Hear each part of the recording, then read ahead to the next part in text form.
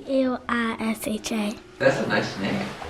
She's an adorable child who goes home every night to hell. It's a building that's next to a morgue and a methadone clinic. There's not much else around there. It's a terrible place to live. Absolutely. Until she becomes literally swallowed up by the darkness. I felt sick to my stomach because you know nothing good can come of a scenario like that. It's a question that echoes across the airwaves. He's seen going into a hotel room with the child. I hope she's alive. Where is Relisha Rudd, and who took her? Relisha is seen going into the door. Is there video of her coming out?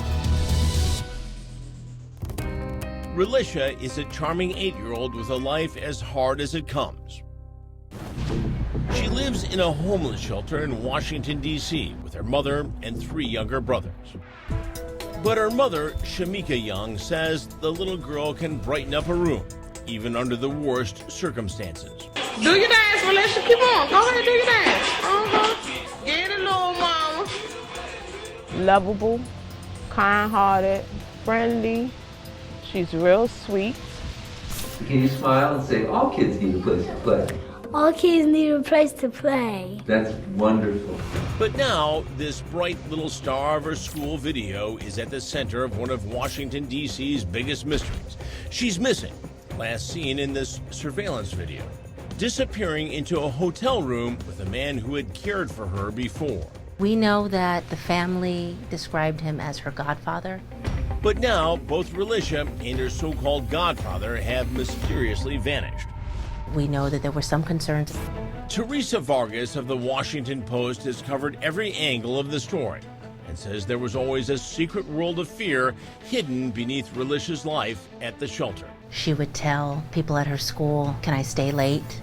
She would make up illnesses to stay at relatives' homes. She didn't want to be there. She called it the trap house. And according to Vargas, there was trouble in the family even before they moved into the shelter.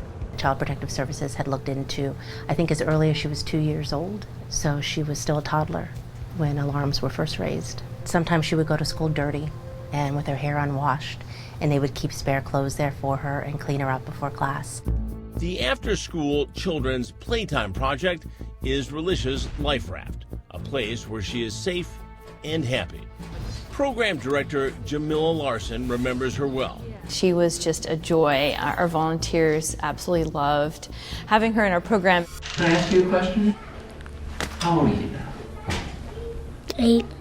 Then Relisha suddenly stopped showing up for school.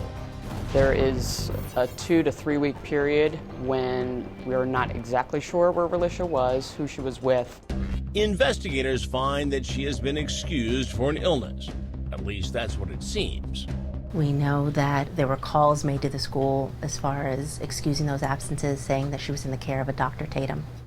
But the school would like to know more about Relisha's condition. How serious is it? A meeting is arranged to discuss the case with Dr. Tatum at the shelter.